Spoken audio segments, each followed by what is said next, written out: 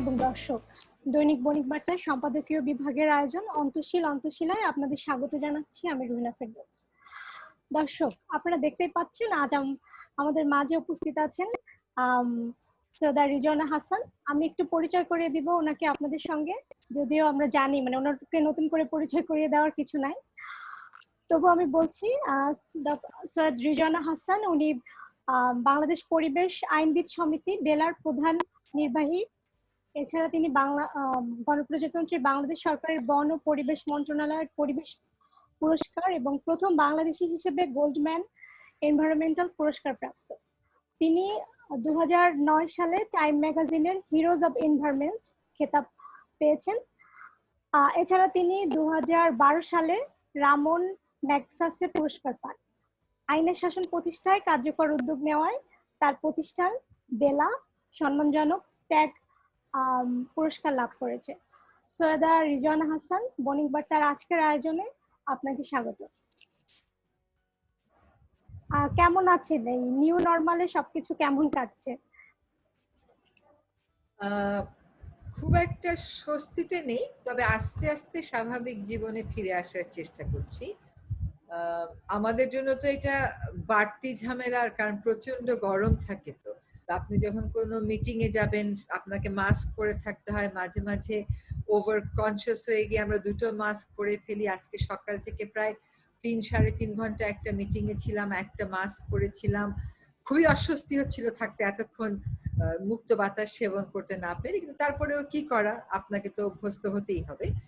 So gradually coming back to normal. Let's see, আশা তো করি খুব সহসাই আবার আগের মতন মাস্ক ছাড়া কাজকর্ম শুরু করতে পারবো। আমরাও আশাবাদী।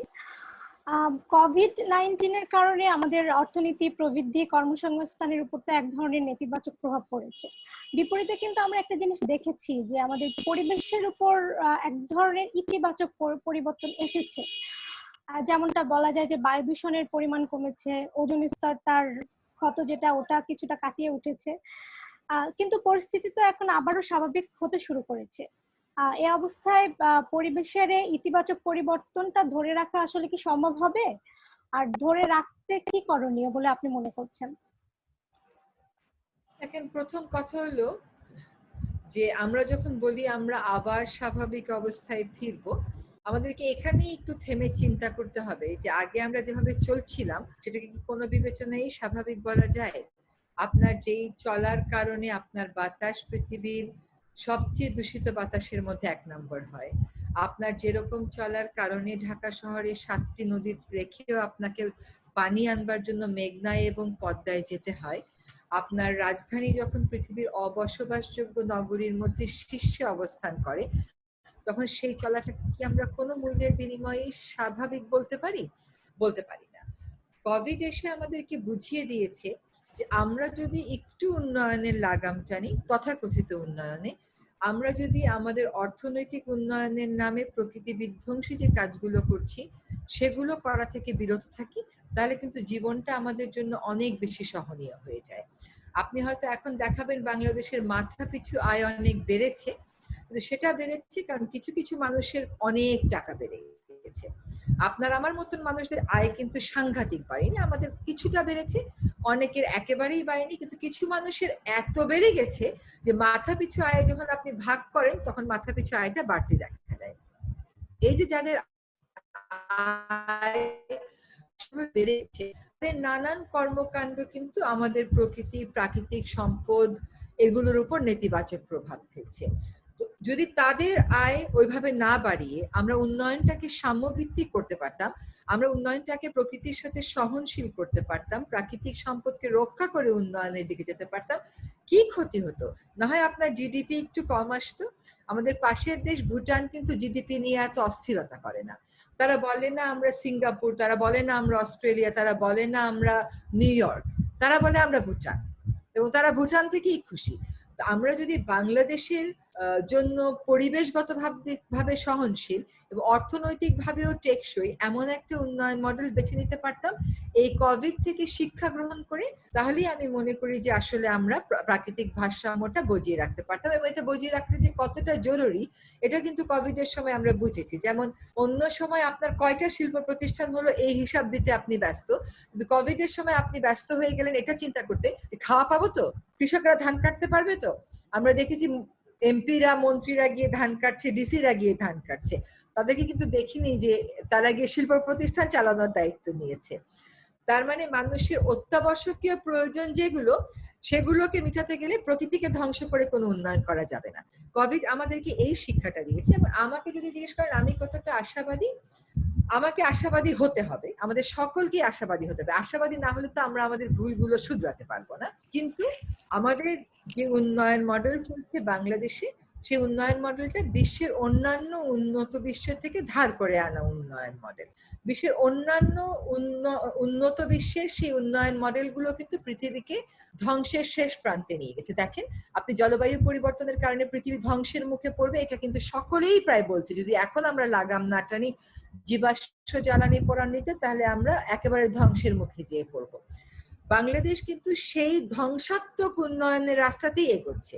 আমরা যদি আমাদের উন্নয়ন মডেলটাকে রিথিঙ্ক করি এবং ভুটানের মতন জিডিপির কথা না বলে গ্রস হ্যাপিনেস ইন্ডেক্সের কথা বলি, তাহলে আমার কাছে মনে হয় যে আমরা সহনশীল পরিবেশে উন্নয়নটাকেও টেকসই করতে পারবো, পরিবেশের যে দাবি সেটাও আমরা মেটাতে পারবো।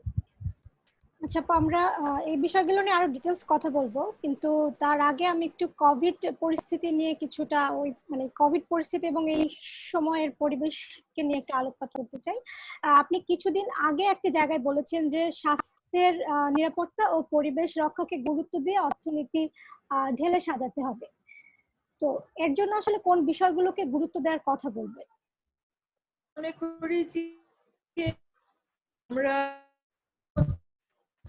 জায়গায় ভুল করছি, গণতান্ত্রিক চাওয়া পাওয়ার সাথে একটা অনেক বড় কম্প্রোমাইজ করে ফেলেছি। আমি মনে করি যে গণতন্ত্র যদি আমরা সুসংহত করতে না পারি, সিদ্ধান্ত গ্রহণ প্রক্রিয়ায় যদি মানুষের অংশগ্রহণ নিশ্চিত করতে না পারি, যদি প্রতিষ্ঠানগুলোতে স্বচ্ছতা আনতে না পারি, জবাবদিহিতা আনতে না পারি, প্রতিষ্ঠানগুলোকে জনমুখী বা রেসপন্সিভ করতে না পারি, তাহলে কিন্তু কোনো কিছুই আমরা যেভাবে চাচ্ছি সেভাবে পাবো না। আজকে সকালে একটা সভা ছিল যে ঢাকা শহরকে কি করে বাঁচানো যায়। আমার একটা পয়েন্ট ছিল কি জানেন, যে যে কোনো বিষয়ে একটা দর্শন থাকতে হয়। আমরা কিছুক্ষণ সিঙ্গাপুর হই, কিছুক্ষণ অস্ট্রেলিয়া হই, কিছুক্ষণ ম্যানহাটন হই, আমরা কখনো আমাদের যে ঐতিহ্য এইটাকে ধারণ করার কথা বলি না। ম্যানহাটনের ঐতিহ্য কি বাংলাদেশের ঐতিহ্য? অস্ট্রেলিয়ার ঐতিহ্য কি বাংলাদেশের ঐতিহ্য?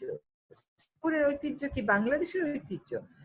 আমি মনে করি যে বাংলাদেশের ঐতিহ্য সংস্কৃতি, সেটাকে ধারণ করে যদি আমরা প্রশাসনিক ব্যবস্থায় সংস্কার না আনি, তাহলে আমাদের জন্য খুব মুশকিল হয়ে যাবে। আমরা বলছি রামপালে কয়লা ভিত্তিক বিদ্যুৎ প্রকল্প হলে সুন্দরবন ধ্বংস হয়ে যাবে, ইউনেস্কো বলছে, কিন্তু সরকার আমাদের কথা তো শুনছেই না, ইউনেস্কোর কথাও শুনছে না। কারণ সরকার জবাব দেওয়ার তাগিদা অনুভব করছে না। কেন অনুভব করছে না? কারণ বহুদিন যাবৎ ক্ষমতায় থাকতে থাকতে এবং নির্বাচনী প্রক্রিয়াটাকে তার মতন করে সাজিয়ে নেওয়ার যে ক্ষমতা সে অর্জন করেছে, কাজে সে মনে করছে তার আর জনগণের কাছে জবাব দেওয়ার কিছু নাই। সে যে মডেল ইম্পোজ করবে সেই মডেলই আমরা মানতে বাধ্য। কিন্তু আন্তর্জাতিকভাবে সরকার কিন্তু যে উন্নয়নের ক্ষেত্রে জনগণের অংশগ্রহণ সরকার নিশ্চিত করবে, আমাদের দেশের আইনেও সেটা আছে। এক হচ্ছে এই জায়গাটাকে ক্লারিফাই করা, আরেকটা হচ্ছে আপনি পরিবেশকে পলিটিক্স থেকে তো আলাদা করতে পারবেন না।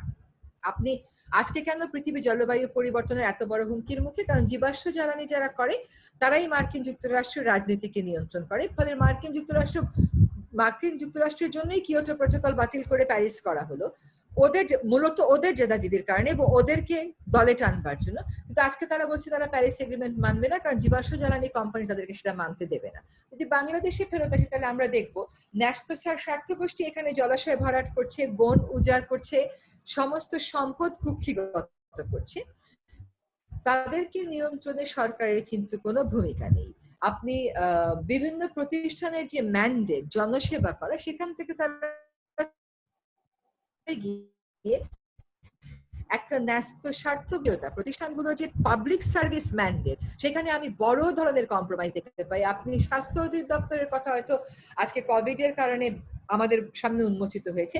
আপনি বলেন স্বাস্থ্য অধিদপ্তরের চাইতে কোন বিবেচনায় রাজুক ভালো, স্বাস্থ্য অধিদপ্তরের চাইতে কোন বিবেচনায় বন বিভাগ ভালো। আজকে কিন্তু পুলিশের নিরপেক্ষতা নিয়ে, পুলিশের বস্তুনিষ্ঠতা নিয়ে অনেক বড় প্রশ্নের সম্মুখীন হয়েছে। এই যে বিভিন্ন প্রতিষ্ঠানগুলো যেগুলোর উপর জনগণ নির্ভরশীল করে, একটা বাসযোগ্য ঢাকা করতে আমরা নির্ভর করি রাজুকের উপরে, আমাদের সুস্থ পরিবেশের জন্য আমরা নির্ভর করি বন বিভাগের উপরে, আমাদের আইন শৃঙ্খলা দুষ্টের দমনের জন্য আমরা নির্ভর করি পুলিশের উপরে। তো বড় বড় প্রতিষ্ঠানে যখন এমন বড় ধরনের অবক্ষয় হয়, জনগণের প্রত্যাশার সাথে এই সংস্থাগুলোর কার্যক্রমের কোনো মিল থাকে না, তখন আপনি যত বড় বড় কথাই বলেন না কেন, ভালো ভালো কথাই নির্বাচনী ইশতেহারে বলেন না কেন, আপনি ভালো করতে পারবেন না।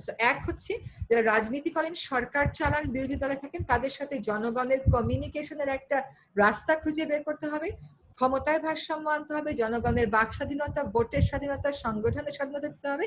আরেকটা হচ্ছে প্রতিষ্ঠানগুলোকে যে রাজনীতিকরণ করে ফেলা হচ্ছে সেখান থেকে আমাদেরকে রেহাই করতে হবে। আপনি ঢাকা ওয়াসার সম্পর্কে অনেক কথা শুনেছেন, পত্র পত্রিকায় অনেক লেখা হয়েছে, কিন্তু ঢাকা ওয়াসার ম্যানেজমেন্টে তো আমরা কোনো পরিবর্তন দেখছি না। আমার কাছে মনে হয় কয়েকটা প্রতিষ্ঠানে, যদি আমি পরিবেশের বিবেচনায় বলি, একেবারে ঢালাও পরিবর্তন আনতে হবে। আজকে যেমন স্বাস্থ্য অধিদপ্তরের 29 জনকে একবারে বদলে দেওয়া হয়েছে, আমি মনে করি রাজুককে এরকম ভাবে বন বিভাগে পুলিশ পাবলিক সার্ভিসটা করতে পারছেন কিনা সেটা নিশ্চিত করতে হবে। প্রাতিষ্ঠানিক সংস্কারের উপর আমি জোর দেব। আমাদের তো এখানে আমি আবার একটু কোভিড পরিস্থিতি নিয়ে কথা বলবো। সেটা হচ্ছে যে আমাদের তো ঘরের বাইরে মাস্ক পরাটা বাধ্যতামূলক করা হয়েছে। আরো বেশ কিছুদিন, আমরা জানি না কতদিন পর্যন্ত এই অবস্থা চলবে। কিন্তু আমরা যেটা দেখতে পাচ্ছি সেটা হচ্ছে মাস্ক থেকে শুরু করে হ্যান্ড গ্লাভস, হেড কাভার, শু কাভার, তারপরে গাউন সহ যেসব সুরক্ষা সামগ্রীগুলা সাধারণ মানুষ ব্যবহার করছে তার একটা বড় অংশ উন্মুক্ত জায়গায় বা রাস্তায় ফেলে দেওয়া হচ্ছে। আমরা এটাও দেখছি যে আলাদাভাবে পরিবহন করা বা ডাম্পিং এর কোনো ব্যবস্থা নাই। তো যত্রতত্র ফেলে দেওয়া এই সামগ্রী পরিবেশের উপর কি ধরনের প্রভাব ফেলছে বা ঝুঁকি সৃষ্টি করছে বলে আপনি মনে করেন? এটার সাথে আমি আরেকটা প্রশ্ন একটু জুড়ে দিচ্ছি যে আপনি তো বলছিলেন যে আমাদের দেশকে আমরা সিঙ্গাপুর বানাতে চাই বা নিউ ইয়র্ক বানাতে চাই। তো আমরা সেই বানানোর সূত্রেই তো আমরা এক্সপ্রেস ওয়ে করছি, মেট্রো রেলের মতো প্রজেক্ট হাতে নিয়েছি। কিন্তু এরকম উন্নত হওয়ার এই যে প্রসেসের মধ্যে কেন আমাদের বর্জ্য ব্যবস্থাপনাটা এত মানধাতার আমলে রয়ে যাচ্ছে? এই দুটো বিষয় নিয়ে আপনি একটু বলবেন। আমি আপনার শেষ প্রশ্নটা দিয়ে শুরু করি। শেষ প্রশ্নটা কি? শেষ এবং প্রথমের একটা কথা, আমরা আসলে ম্যানহাটন বানাতে চাই না। আমরা কি চাই? সাধারণ জনগণ আমাদেরকে তো কেউ জিজ্ঞেসই করে না। তারা তাদের মতন প্রেসক্রিপশন দিয়ে সিঙ্গাপুর বানায়, তাদের মতন প্রেসক্রিপশন দিয়ে অস্ট্রেলিয়া বানায়, তাদের মতন প্রেসক্রিপশন দিয়ে ম্যানহাটন বানায়। আমরা তো সেগুলো চাই না। আমাদেরকে কেউ এগুলো জিজ্ঞেসই করে না। আপনি কি ভাবেন যে বাংলাদেশের কৃষক সমাজ ম্যানহাটনের সাথে পরিচিত, অস্ট্রেলিয়ার সাথে পরিচিত, বা শ্রমিক সমাজ পরিচিত? তারা তো পরিচিত না, তারা তো চায় না। আমরা চাই একটা সহনশীল টেকসই উন্নয়নের পথ। সেই উন্নয়নের পথ আমাদের সকলকে নিয়ে, যে সরকারি ক্ষমতায় থাকুক তারা পথ চলুক, সেখানে আমাদের কোনো আপত্তি থাকবে না। কিন্তু আমাদেরকে বাদ দিয়ে আমাদের উপর উন্নয়ন চাপিয়ে দেওয়া এবং ঋণের বোঝা চাপিয়ে দেওয়া, সেটাকে আসলে আমরা কোনোভাবে টেকসই উন্নয়ন বলতে পারি না। আপনার প্রশ্নের মধ্যেই আপনার উত্তর আছে। বর্জ্য ব্যবস্থাপনা কেন মানধাতার আমলে? মেট্রো রেল হচ্ছে, কিন্তু বাসের কন্ডাক্টরদেরকে কেন সামলানো যাচ্ছে না? মেট্রো রেল হচ্ছে, কিন্তু সড়কে নিরাপত্তা আনতে সরকার যে আইনটা করলো, কেন বাস মালিক সমিতির প্রতিবাদের মুখে সরকার শক্ত অবস্থান নিতে পারলো না? এগুলো তো সুশাসনের জন্য বড় বড় প্রশ্ন। আমরা রাস্তায় সমানে মরে যাব, আর সরকার যদি একটা আইন করে নিরাপদ সড়ক করার জন্য, সেখানে বাস মালিক সমিতির লোকেরা দাঁড়িয়ে যাবে, আর সরকার তাদের সেই দাঁড়িয়ে যাওয়ার কাছে নতজানু হয়ে যাবে? এটা তো হতে পারে না। একটা সভ্য দেশে মেট্রো রেল তখনই কাজ করবে যখন সভ্যতার একটা মানে আপনি যান। আপনার বর্জ্য ব্যবস্থা কেন এখনো সেই মানধাতার আমলে? কারণ এগুলো তো আপনার প্রায়োরিটি না। আপনার প্রায়োরিটি হচ্ছে বড় বড় প্রজেক্ট, এক্সপেন্সিভ প্রজেক্ট। এগুলো আনলে টাকা ভাগাভাগির অনেক সুযোগ পাওয়া যায়, এবং মেগা প্রজেক্ট দিয়ে আপনি জনগণকে দেখাতে চান যে আপনি আসলে দেশের অনেক উন্নয়ন করছেন, দেশের উন্নয়ন হচ্ছে না আমি তা বলছি না, দেশের মানুষও তো অনেক পরিশ্রম করে, এই উন্নয়নের পিছনে দেশের সাধারণ মানুষেরও কিন্তু প্রচুর অবদান আছে। শুধুমাত্র বললে হবে না নেতৃত্বের কারণে আমাদের উন্নয়ন হচ্ছে, মানুষের অনেক পরিশ্রম আছে। আজকে দেখেন এই যে আমফান, এই কোভিড, মানুষ কিন্তু নিজের মতে সরকারি দিক নির্দেশনা বা পথ ওদের কাছে পথ চলার নির্দেশনা না পেয়ে মানুষ কিন্তু নিজেই নিজের মতন করে নিজের সেফটি মেজার গড়ে নিচ্ছে। হচ্ছে না এই কারণে যে আমরা তো সিস্টেমেটিক্যালি একটা সিস্টেম ওরিয়েন্টেড ডেভেলপমেন্টের মধ্যে নাই। আমরা আছি এদিক দিয়ে মেট্রো রেল করবো, ওদিক দিয়ে গণপরিবহন বা বাসের পরিবহনকে আমরা সিস্টেমে আনতে পারবো না। বাসের পরিবহনকে সিস্টেমে আনার কথা আপনি সেই ঢাকা শহরের আগের যে মেয়র ছিলেন প্রয়াত আমাদের আনিস ভাই, ওনার পরিকল্পনাটা শুনেছি, আমরা সকলে স্বাগত জানিয়েছি, সরকারের পক্ষ থেকে আমরা শুনেছি এটাকে সাজানো হবে। বাস মালিক সমিতি তারা তো এটাকে ঢিলা সাজাতে দেবে না, আমার সাথে পারবে, কণ্ঠ যেখানে রোধ করতে হবে সেখানে হয়তো বা পারবে, কিন্তু বাস মালিক সমিতির সাথে পারবে না। কাজে কথা হচ্ছে যে আপনার উন্নয়নের মডেলটা কি, উন্নয়নের দর্শনটা কি? ঢাকা শহরের উন্নয়নের দর্শন কি আপনি জানেন? জানেন না।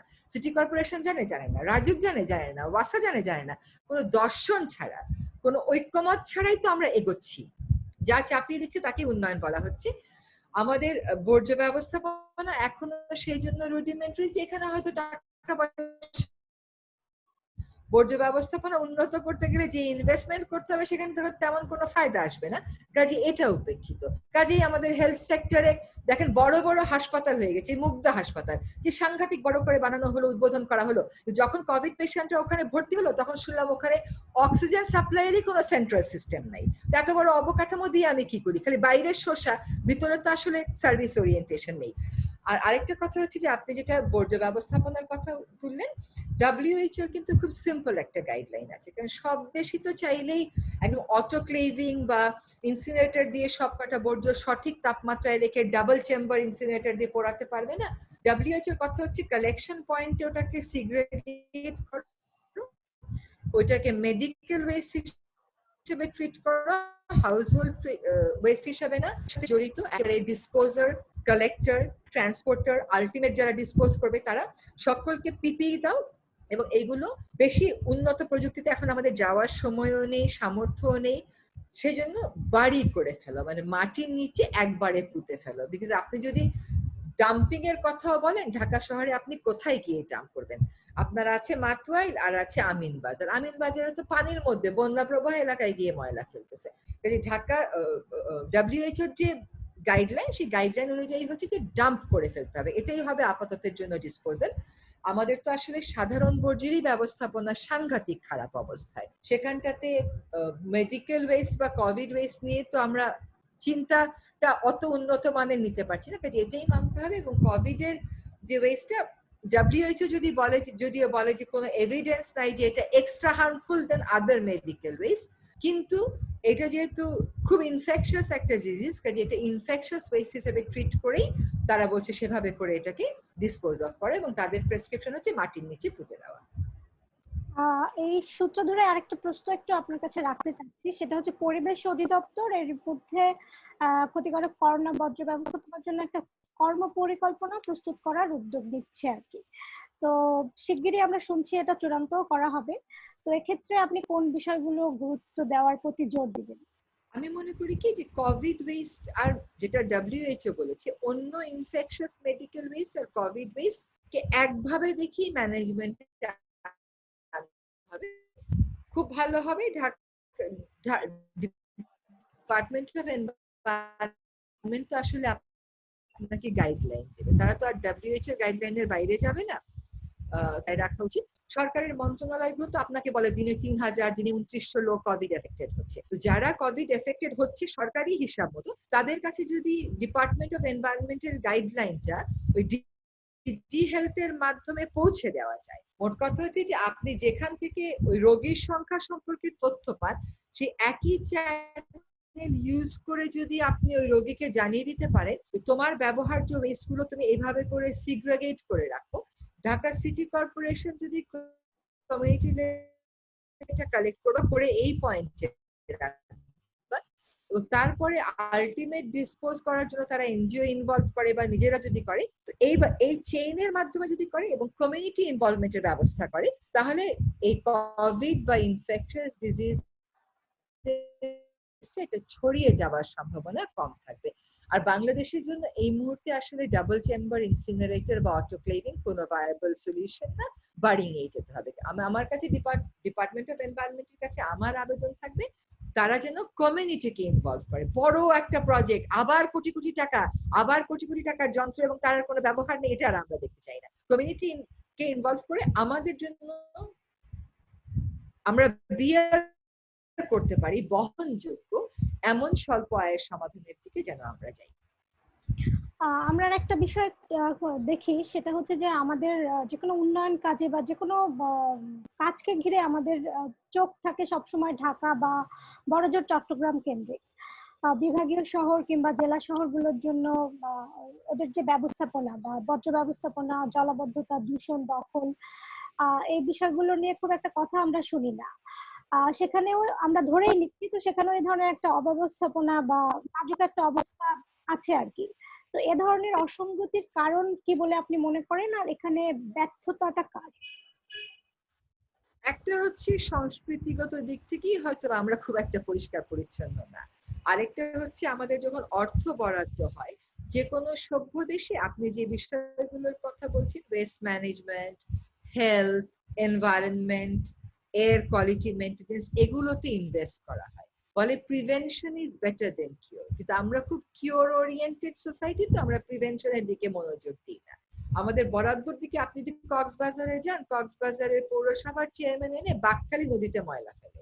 ময়মনসিংহে 91% মেডিকেল ওয়েস্টের কোনো ট্রিটমেন্ট হয় না। ঢাকারই যখন এরকম অবস্থা, তখন ঢাকার বাইরে যারা আছে, যে সমস্ত বিভাগীয় শহর আছে বা জেলা পর্যায়ে আছে, আপনি ধরেই নিতে পারেন যে কোনো জাতীয় পর্যায়ের গাইডলাইন নেই, বা আপনি ধরেই নিতে পারেন যে যদি গাইডলাইন থাকেও সেই অনুযায়ী অর্থ বরাদ্দ নেই। যদি অর্থ বরাদ্দ থাকেও তাহলে অর্থের সৎ ব্যবহার হচ্ছে না, কারণ এগুলো প্রায়োরিটির মধ্যে পড়ে না। আপনি যখন পৌরসভার মেয়রের সাথে কথা বলবেন বা জেলা পর্যায়ে অন্য প্রশাসনিক কর্মকর্তার সাথে কথা বলবেন, তারা রাস্তাটা বানিয়ে ফেলতে যত আগ্রহী, বর্জ্য ব্যবস্থাপনায় ততটা আগ্রহী নয়। ফলে এটা প্রায়োরিটির ভিতর দিয়ে চলে গিয়ে প্রায়োরিটির মধ্যেই কখনো আমরা আনতে পারিনি, প্রায়োরিটির বাইরে রয়েছে। এখন কোভিড এর বাস্তবতায় যদি আমরা বুঝি যে আমাদের জীবন বাঁচাতে গেলে পরিচ্ছন্ন হতে হবে, মেট্রো রেলে চলতে গেলে তো একটা কোয়ালিফাইড জাতি হতে হবে, এমন শৃঙ্খল বিশৃঙ্খল জাতিকে দিয়ে তো মেট্রো রেল চালানো যাবে না।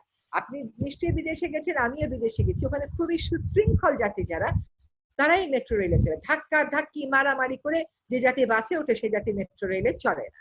তো সভ্যতার যে কতগুলো প্রাথমিক মানদণ্ড আছে তার মধ্যে বর্জ্য ব্যবস্থাপনা অন্যতম। আমি আশা করি সরকার এরপরে বড় বড় মেগা প্রজেক্টে টাকা না দিয়ে এই সমস্ত প্রজেক্টে ইনভেস্ট করবে, যাতে প্রিভেন্ট করতে পারি আমরা, কিওর করার প্রয়োজন আমাদের কম হয়। বিশেষজ্ঞরা একটা কথা বলছেন যে পরিবেশ দূষণের কারণে করোনার মতো প্রাণঘাতী রোগের প্রকোপ বাড়ছে। আপনিও কি এটা মনে করেন? হ্যাঁ, আমি মনে করি। তার কারণ হচ্ছে কি যে আমরা সকল ক্ষেত্রে সীমা ছাড়িয়ে গেছি। সকল ক্ষেত্রে পরিবেশের প্রত্যেকটা জিনিসকে বশীকরণ, আমাদের নিয়ন্ত্রণে নিয়ে আসা আমাদের উদ্দেশ্য হয়ে গেছে।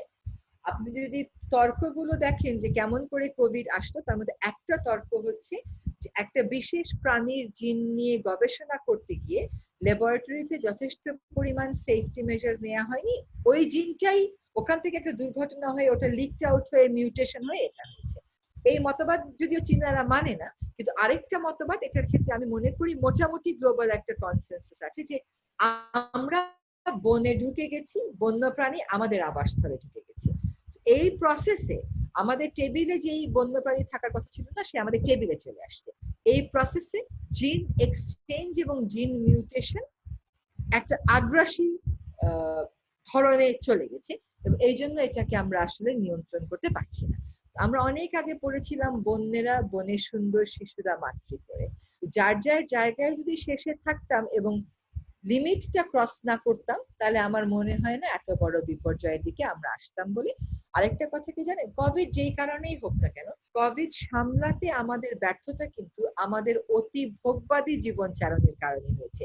কেন সামলাতে পারেননি? প্রচুর ট্রাভেল করা হয়, এক দেশ থেকে মানুষ ট্রাভেল করে অন্য দেশে এই রোগ নিয়ে ছড়িয়ে দিয়েছে। আজকে কোভিডে কিন্তু আমরা সবকিছু ওয়েবিনারে করে ফেলি। কোভিড হওয়ার আগেই আমার ব্যক্তিগত একটা অভিজ্ঞতা আমি আপনাকে বলি, যে ওমেন অ্যান্ড এনভায়রনমেন্ট একটা বিষয়ে 10 মিনিট একটা লেকচার দিতে আমাকে নিউ ইয়র্কে একটা আমন্ত্রণ জানানো হয়েছিল।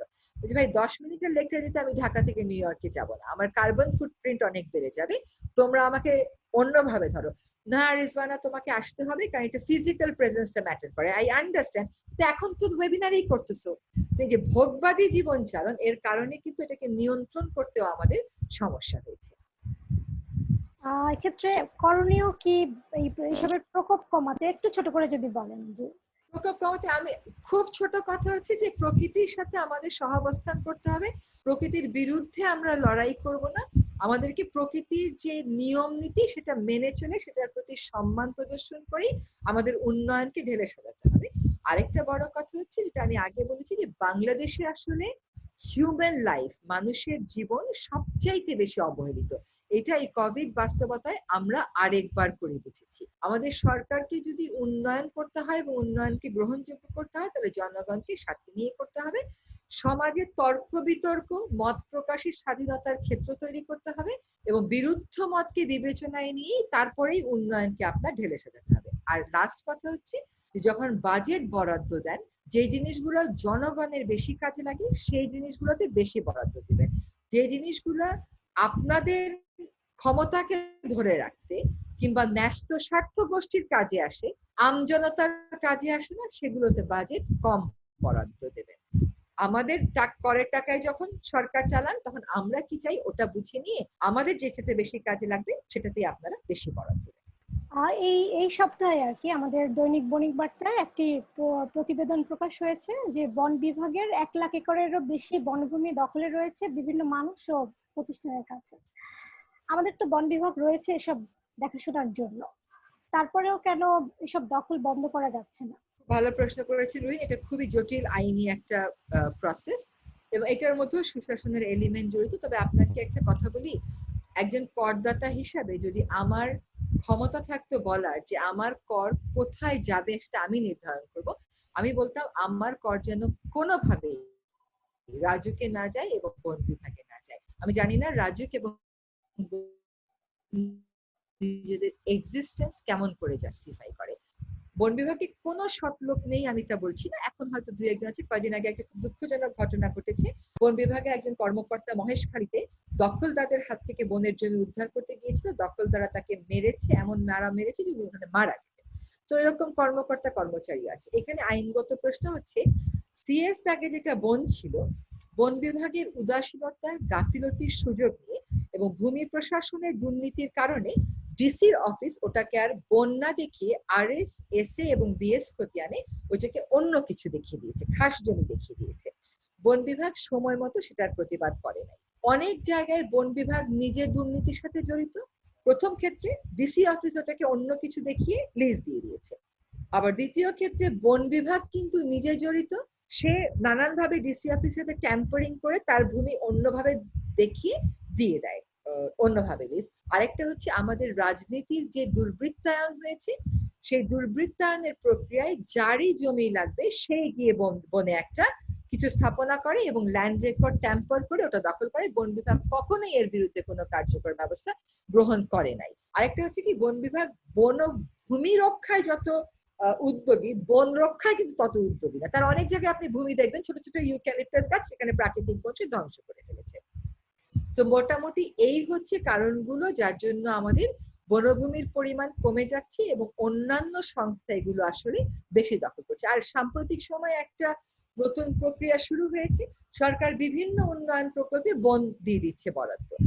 আর বন বরাদ্দ দেওয়ার ক্ষেত্রে এটাকে রাজনীতিকরণের প্রক্রিয়া হিসেবে এমন একটা নাম জুড়ে দেওয়া হয়, যখন অন্যরা প্রতিবাদ করতে গেলে তাদেরকে লেবেল লাগিয়ে দেওয়া হয়, ও তো বিরোধী দল, ও তো এটা, ও তো সেটা। হ্যাঁ, এই যে সরকার বনকে অন্য কাজে দিয়ে দিচ্ছে। আপনি দেখেন আমাদের বন চলে হচ্ছে 1927 সালের ব্রিটিশ আমলের বন আইনে।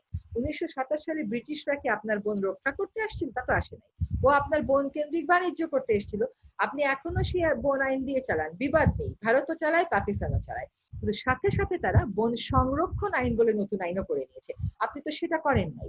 বন আইন এমন একটা আইন, একমাত্র আইন দেশে, একমাত্র আইন প্রশাসনিক, যেখানে বন বিভাগের দায়িত্ব কর্তব্য বলে কিছু নাই। বন বিভাগের যা আছে, ও তো ব্রিটিশ সরকারের বন বিভাগ, ওর খালি ক্ষমতাই আছে, ওর কোনো দায়িত্ব কর্তব্য নাই। ফলে ও শালবনে শাল গাছ কেটে ইউক্যালিপটাস লাগায়, শালবনে শাল গাছ কেটে অন্য বাণিজ্যিক প্রজাতি লাগায়। বন নীতি পড়ে দেখবেন, সেখানে বলা আছে জীববৈচিত্র্য রক্ষায় যেটুকুন বন প্রয়োজন সেটুকুন রেখে বাকি সব বাণিজ্যিক বন করা হবে। কাজে প্রাকৃতিক বন কেটে কেটে ময়না পাখি যে গাছে থাকে সেই গাছ কেটে সেগুন গাছ লাগাচ্ছে, সেগুন পানি টেনে নিচ্ছে, ঝর্ণা শুকিয়ে যাচ্ছে।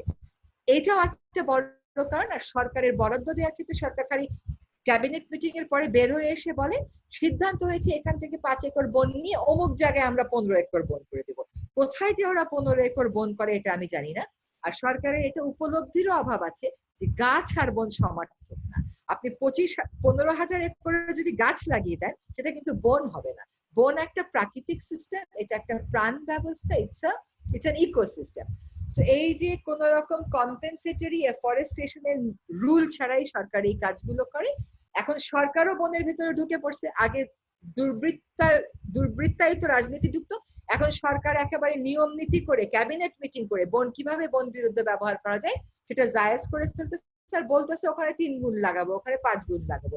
এত যদি জায়গা থাকেই আপনার হাতে 3 গুণ গাছ লাগানোর আর 5 গুণ গাছ লাগানোর, তাহলে আগেই লাগান না কেন? বন কেটে তারপরে লাগাচ্ছেন কেন? বাংলাদেশ তো বনের কাভার অনেক কম, আগেই লাগিয়ে দেন সেই জায়গাতে। এই কথাগুলোর কারণে মোট কথা হচ্ছে বনও আমার প্রায়োরিটি না, পরিবেশ তো আমার প্রায়োরিটি না। আমার প্রায়োরিটি হচ্ছে রাস্তা, তেলের ডিপো, পাইপলাইন, এগুলো হচ্ছে আমার প্রায়োরিটি। বিদ্যুৎ কেন্দ্র নির্মাণ করতে গিয়ে আমরা সুন্দরবনের কাছের একটা স্থানকে বেছে নিলাম, অথচ সুন্দরবন আমাদের একমাত্র বন যেটি আমাদের প্রাকৃতিক দুর্যোগ থেকে রক্ষা করছে বছরের পর বছর। সেখানে এরই মধ্যে শিল্প কারখানার জন্য জমি কেনা বা দখল করা হয়েছে। এতে কি আমাদের পরিবেশ আরো বেশি বিনষ্ট হয়ে পড়ছে না?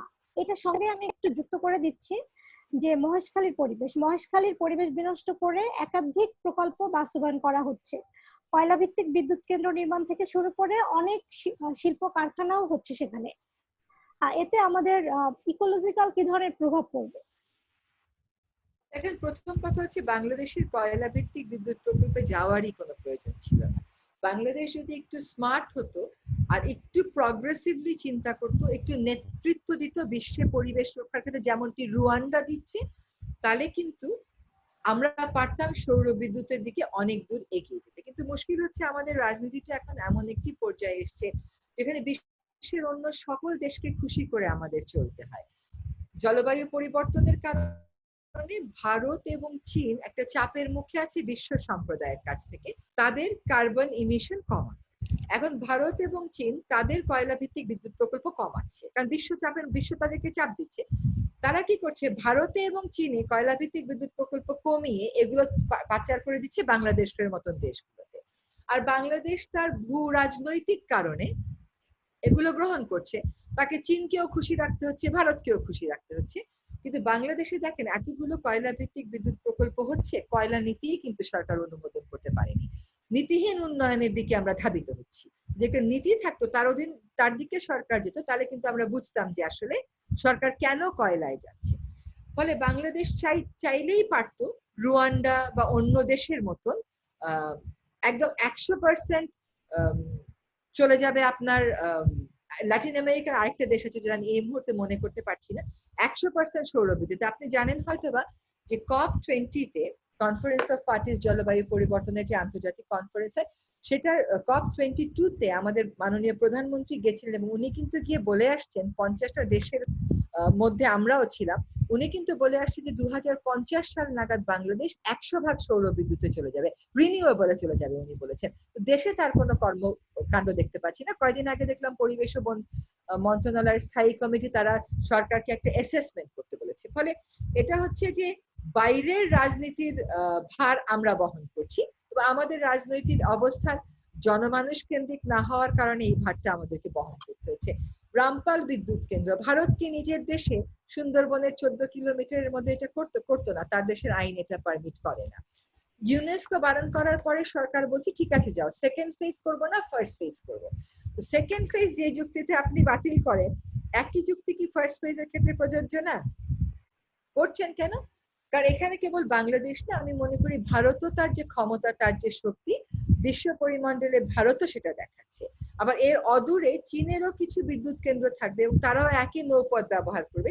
চীনও সেখানে গিয়ে দেখাচ্ছে যে এখানে যদি আমরা হেরে যাই, ব্যাকট্র্যাক করতে হয়, তাহলে এই নৌপথ আমরাও ব্যবহার করতে পারবো না। ফলে চীন, ভারত, বাংলাদেশের যৌথ রাজনৈতিক শক্তি সুন্দরবনের বিরুদ্ধে দাঁড়িয়ে গেছে। এবং এইটাকে কেন্দ্র করে আবার অনেক লাল তালিকাভুক্ত শিল্প প্রতিষ্ঠান রাতারাতি এক কলমের খোঁচায় সবুজ তালিকাভুক্ত করে দিয়ে সেগুলোকে ছাড়পত্র দিয়ে দেওয়া হচ্ছে। আমরা কেন বুঝতে পারছি না যে কয়লা ভিত্তিক বিদ্যুৎ প্রকল্প যদি সরকারের করতেই হয়, রামপালে না করে অন্য একটা জায়গাতেই সরকার করতে পারতো। এটা বুঝতে কেন অসুবিধা হবে? এবং আপনি দেখেন এটা কিন্তু পরিবেশগত প্রভাব নিরূপণটা পরে হয়েছে, আগে জমি অধিগ্রহণ হয়ে গেছে। তার মানে পরিবেশগত প্রভাব নিরূপণটা কর্তার ইচ্ছায় কর্ম হয়েছে। যেহেতু আমরা বিরোধিতা করছিলাম, কাজে কাগজে কলমে দেখাতে হয়েছে যে পরিবেশগত প্রভাব নিরূপণ করেছি। এই করার অর্থটা কি? আপনি তো আগে জমি অধিগ্রহণ করেই ফেলছেন, তার মানে তো আপনি দেখাবেনই যে আসলে এটা এনভায়রনমেন্টালি বিনাই। মহেশখালীটাও দেখেন আমরা চোখের সামনে ধ্বংস হয়ে যেতে দেখলাম। টেকসই উন্নয়নের মূল মন্ত্রটা হচ্ছে আপনি যা উপভোগ করেন আপনার পরবর্তী প্রজন্ম তা উপভোগ করবে। কিন্তু মহেশখালীর ক্ষেত্রে আপনার পরবর্তী প্রজন্ম আর সেই মহেশখালী দেখবে না যে মহেশখালী আপনি দেখেছেন। এবং এইগুলো প্রকল্পের কতগুলো প্রয়োজনীয় আসলে সেটাও কিন্তু একটা বড় বিতর্কের দাবি রাখে। বিতর্ক হয়েছে, আমরা আমাদের মতামত দিয়েছি, কিন্তু সরকার সবগুলোকে ব্রাশ সাইড করে দিয়ে তার যেটা মনে হয়েছে সেটা করেছে। এবং পরিবেশগত প্রভাব নিরূপণের যে বস্তুনিষ্ঠতা, সরকারের রাজনৈতিক ইচ্ছার কাছে সেই বস্তুনিষ্ঠতা হার মেনে আমাদের জলবায়ু, পরিবেশ, পানি, বন, প্রকৃতি রক্ষার আইনি সুরক্ষা, মানে এগুলো রক্ষা করার জন্য আইনি সুরক্ষা পর্যাপ্ত রয়েছে কিনা, আর যেটুকু রয়েছে সেটা প্রয়োগ হচ্ছে না। আইনি সুরক্ষা ৮০ ভাগই আছে। যেটুকুন আছে সেটুকুনকেই যদি আপনি কাজে না লাগান, নতুন সুরক্ষা এনে আপনার লাভটা কি হবে? লাভ তো হবে না। আইনি সুরক্ষা থাকলে রাজনৈতিক প্রত্যয় অনেক ক্ষেত্রেই নেই। যেহেতু রাজনৈতিক প্রত্যয় নেই, পলিটিক্যাল কমিটমেন্ট নেই, কাজে আইনগুলো বাস্তবায়িত হচ্ছে না। যে সমস্ত আমলারা আইন বাস্তবায়ন করবেন তারা নিজেকে রাজনীতির প্রভাব মুক্ত করতে পারছেন না, এবং দুর্বৃত্তায়িত রাজনীতির কারণে ওই সমস্ত সিদ্ধান্ত গ্রহণ প্রক্রিয়াতে কিন্তু প্রচুর দুর্নীতির প্রভাব আছে। কাজে আমি বলবো যে আইন আছে, আইনের সমস্যা না। যেমন বলা আছে পরিবেশগত প্রভাব নিরূপণ রিপোর্ট জনসমক্ষে প্রকাশ করতে হবে, জনগণের মতামত দিতে হবে। আমি যখন মহেশখালী প্রকল্পে পরিবেশগত প্রভাব নিরূপণের রিপোর্ট চাইলাম সরকার থেকে, আমি না আমার এক সহকর্মী, সরকার থেকে জানিয়ে দেওয়া হলো এটা আপনাকে দিলে জনমনে বিরূপ প্রতিক্রিয়া সৃষ্টি হতে পারে, কাজে এটা আপনাকে দেওয়া হবে না। এখানে কি আপনি আইনকে দুষবেন, নাকি মাইন্ডসেটকে দুষবেন, নাকি রাজনীতিকে দুষবেন? আমি তো মনে করি রাজনীতি এবং মাইন্ডসেটকে দুষতে হবে, আইনকে দোষার এখানে কোনো সুযোগ নেই। প্রতিটি প্রকল্প করার আগে ইআইএ বা পরিবেশ সমীক্ষা করার একটা নিয়ম রয়েছে। আমাদের এখানে একাধিক প্রকল্পের ক্ষেত্রে এ নিয়ে অভিযোগ আমরা দেখতে পাই। কেন করা হচ্ছে না, এটা একটি বিষয়। আর এটি দেখভালের দায়িত্ব তো সরকারের, সেটি কি ঠিক মতো করা হচ্ছে বলে আপনি মনে করেন? না, এই যে পরিবেশগত প্রভাব নিরূপণ আর পরিবেশ সমীক্ষা একই জিনিস। এখন কাগজে কলমে ওরা করে।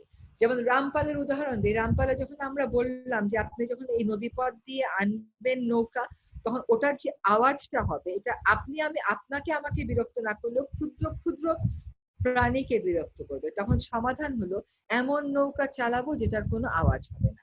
যখন আমরা বললাম যে নৌকাগুলো যদি ডুবে যায়, তাহলে কয়লা বহনকারী নৌকা ডুবে গেলে তো ওই জলাশয়ের পরিবেশের উপর নেতিবাচক প্রভাব পড়বে, এমন নৌকা আনবো যেটা ডুববে না।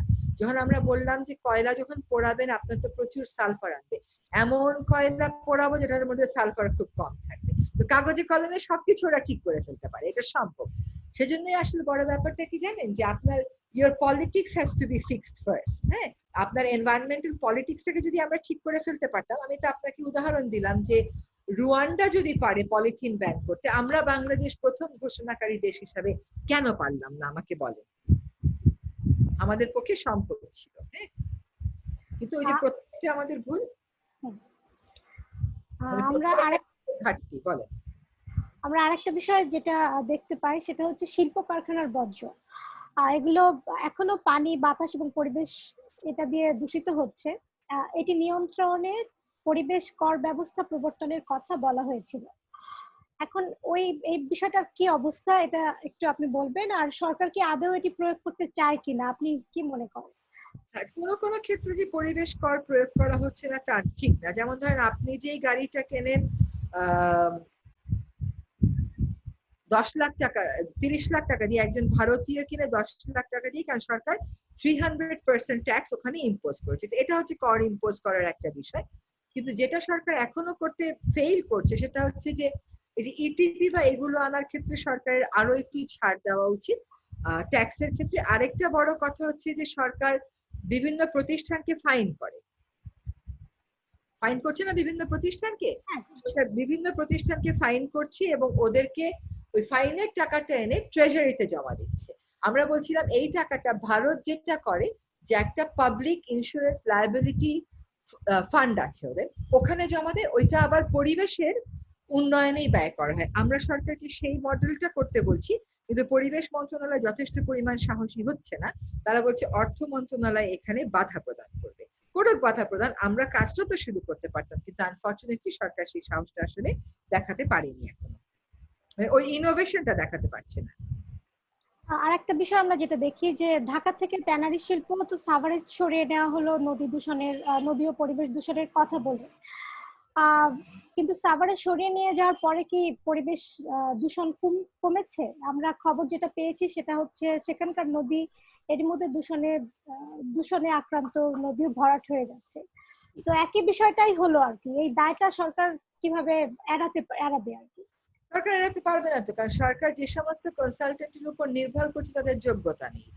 সরকার ব্যবসায়ীদেরকে কথা শোনাতে পারছে না। সরকারের চাইনিজ কনসালটেন্ট একদম চরম একটা অযোগ্য কনসালটেন্ট ফার্ম কিনেছে। সরকার চাইলে পারে, সরকার যদি বলে 6 মাস ট্যানারির কার্যক্রম বন্ধ রাখো, তারপরে ওই চাইনিজ কোম্পানিকে দিয়ে সব কাজ আদায় করে নেয়, চাইনিজ কোম্পানি না পারলে তার সাথে চুক্তি বাতিল করে দেশীয় বিশেষজ্ঞদেরকে দিয়ে ওটাকে ঠিক করিয়ে ফেলে। এটা তো রকেট সায়েন্স না। শোনেন, সরকার একটা কথা বলার চেষ্টা করে, দেশে আগে কখনো সিইটিপি হয়নি। সিইটিপি মানেটা কি? কয়েকটা ইটিপির একটা সম্মিলিত রূপ, তাই তো? একটা বড় আকারে করা এটাকে। রকেট সায়েন্স কেন? বাংলাদেশের প্রতিষ্ঠানরা ইটিপি চালাচ্ছে না, এটা সেন্ট্রালি চালাতে হবে। সেখানে সরকারের এত ভীত সন্ত্রস্ত হওয়ার কি কারণ ছিল? সরকার যে কনসালটেন্ট নিয়োগ দিয়েছে সেই কনসালটেন্ট নিয়োগের ক্ষেত্রে অনিয়ম ছিল, অযোগ্য প্রতিষ্ঠানকে দেওয়া হয়েছে। আপনি সেই চাইনিজ কনসালটেন্টের ওয়েবসাইটে ঢুকে দেখবেন তার অন্য অনেক প্রজেক্টে সে সুনাম করেছে, কিন্তু এই প্রজেক্টে সে উল্লেখই করে নাই সেখানে। এইখানে তার ভালো কিছু করার কোনো প্রত্যয়ই ছিল না। বুয়েটের যে কনসালটেন্টরা এটাকে মনিটর করছেন, তারাও তো আমি মনে করি না সত্য ভাষণ বলছেন বলে, চিত্রটা তুলে ধরতে পারছেন বলে। সলিড ওয়েস্ট ম্যানেজমেন্টের এখনো কোনো ব্যবস্থাই গ্রহণ করে নাই। অথচ চাইলে কিন্তু পারতো। যখন হাজারিবাগ থেকে এটা গেছে তখন কিন্তু 2টা ইউনিট সিইটিপির ফুললি ফাংশনাল ছিল। এগুলো যদি কাজে তখন চালু করা না যেত, এগুলো একেবারেই নষ্ট হয়ে যেত। তো এই 2টা চালু হতে হতে বাকিগুলো ঠিক করে ফেলা যেত না। কি চলছে না? জেনারেটর চলছে না। কেন চলছে না? কারণ এমন জেনারেটর দিয়েছে, ওটা দিলে পুরো ট্যানারি এস্টেট কাঁপতে থাকে, আর বন্ধ করে চালালে ওটা গরম হয়ে পড়ে। তার মানে খারাপ যন্ত্র দিয়েছে। এই খারাপ যন্ত্রগুলো চাইনিজ কোম্পানিকে দিয়ে বাধ্য করে ফেরত পাঠিয়ে ভালো যন্ত্র আনা যেত না? এইটুকুন কাজ করা যায় না? জেনারেটর চলে না, কেন চলে না বলেন তো? তেল নাই। তেলকে দিবে বিসিক নাকি ট্যানারি মালিকেরা, এই নিয়ে টানা পড়ে। ফলে যতক্ষণ ট্যানারি চলে না ততক্ষণ পর্যন্ত অপরিশোধিত বর্জ্য গিয়ে ডাম্প হতে থাকে। সলিড ওয়েস্ট ম্যানেজমেন্টের আজকে 3 বছর 4 বছর হয়ে গেছে, সরকার একটা হ্যাঁ বা না বলতে পারে নাই।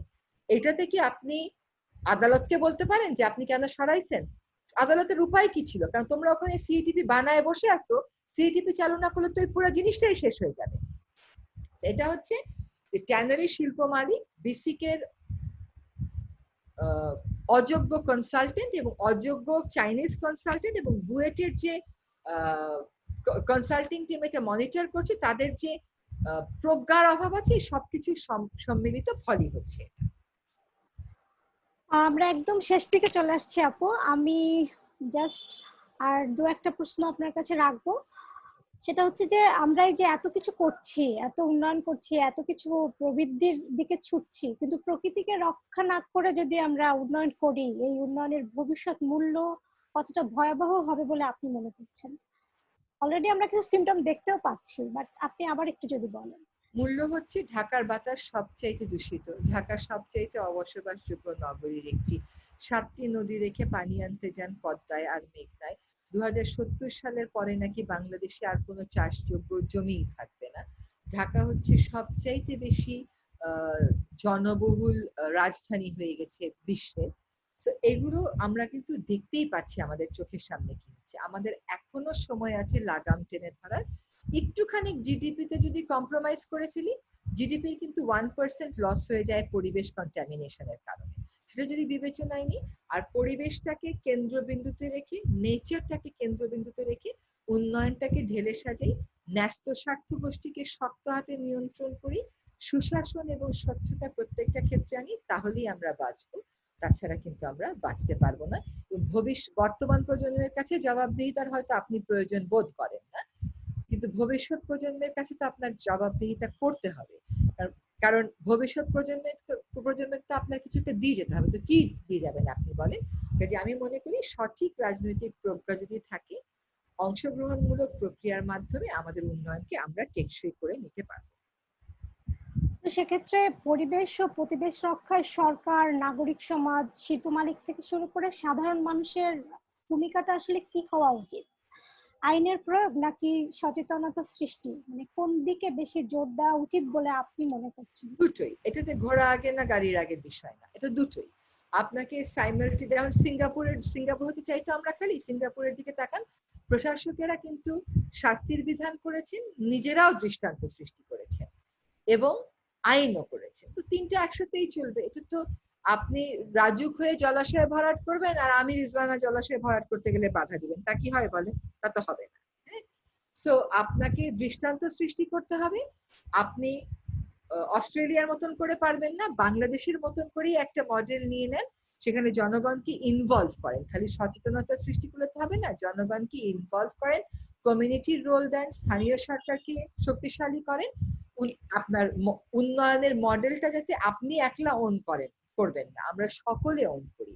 একটা রাজনৈতিক দল, একটা রাজনৈতিক গোষ্ঠী ওন করবে না, দেশের সব পুরো জনগোষ্ঠী ওন করবে। সেরকম একটা উন্নয়ন মডেল দিয়ে যদি আমরা এগিয়ে যাই, তাহলে তিনটার সমন্বয়ে কিন্তু আসলে আমাদের পক্ষে সম্ভব হবে উন্নয়নটাকে টেকসই এবং জনমুখী করা। আমি মনে করি যে আমি একটা জিনিস দেখে আমার ভালো লাগে যে আমাদের এই জেনারেশন অনেক লিডারশিপ নেয়। যেমন ধরেন আপনার এই কোভিড এর সময়ে প্রথম কয়েকদিন আমরা যখন খুবই সতর্ক এবং ভীত, তরুণ সমাজ সংগঠিত হয়ে বিভিন্ন জায়গায় জায়গায় ত্রাণ দিয়েছে। তরুণ সমাজ নিরাপদ সড়ক চাইয়ের আন্দোলন করেছে। তরুণ সমাজ ক্রুয়েলটি টু অ্যানিমালের বিরুদ্ধে সোচ্চার হয়েছে। এই যে প্রগতিশীল মূল্যবোধটা আমাদের তরুণ সমাজ ধারণ করছে, আমি মনে করি সেটা আমাদের জন্য একটা অনেক বড় আশার জায়গা। একটা আরো বড় আশার জায়গা কি জানেন? কোভিড কিন্তু শুধু একটা ক্রাইসিস না, একটা অপরচুনিটি। এটা আপনাকে একটা সেলফ রিয়েলাইজেশনও দিচ্ছে, বসে চিন্তা করার যে ওয়ের ডিড আই গো রং। যদি আমরা সেটা সঠিকভাবে করতে পারি, আমাদের বাংলাদেশে যেই পরিমাণ হিউম্যান রিসোর্স আছে তাদেরকে সঠিকভাবে কাজে লাগিয়ে এই দেশের চিত্রই বদলে দেওয়া সম্ভব। এনভায়রনমেন্টের পারফরমেন্সে আমরা 180টা দেশের মধ্যে 179 আমাদের র্যাঙ্ক। তা কেন হবে?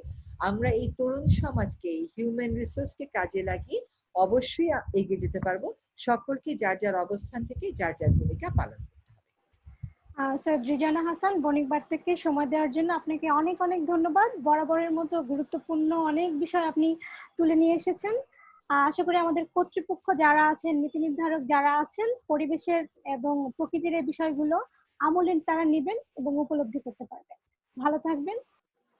প্রিয় দর্শক, আজকের মতো এখানে শেষ করছি। আমাদের অন্যান্য আয়োজন দেখতে চোখ রাখুন বণিকবার্তা ওয়েবসাইট www.bonikbarta.net এবং বণিকবার্তা ফেসবুক ও ইউটিউব চ্যানেলে। আগামীতে নতুন কোনো বিষয় নিয়ে আপনাদের সামনে হাজির হব। ভালো থাকবেন।